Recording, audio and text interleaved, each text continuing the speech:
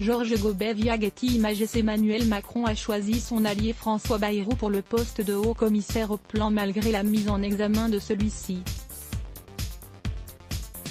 Politique, figure historique du centre, ancien candidat à l'Élysée et fidèle soutien du président Macron, François Bayrou fait son grand retour sur le devant de la scène politique nationale avec sa nomination attendue à la tête d'un haut-commissariat au plan.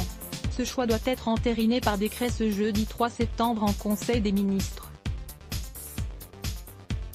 Pourtant, nommé ministre de la Justice au début du quinquennat, il avait dû démissionner en raison d'une enquête sur des emplois présumés fictifs du MoDem au Parlement européen.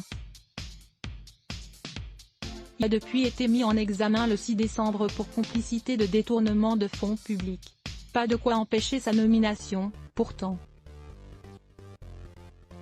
Il a tenté de justifier ce paradoxe à l'occasion d'une interview sur France 2 le 2 septembre.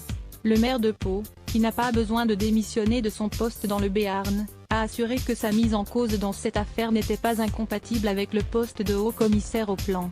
C'est l'exécutif qui est concerné par cette règle, mais par chance, je ne suis pas dans l'exécutif.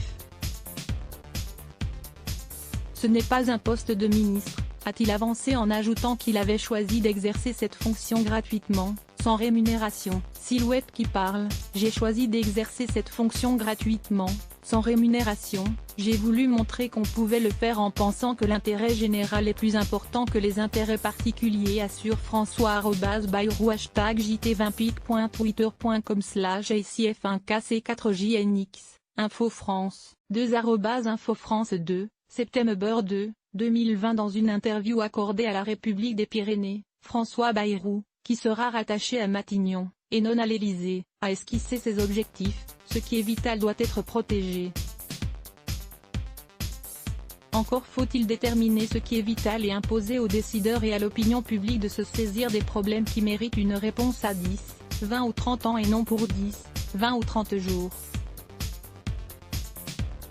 C'est Emmanuel Macron qui signera sa lettre de mission.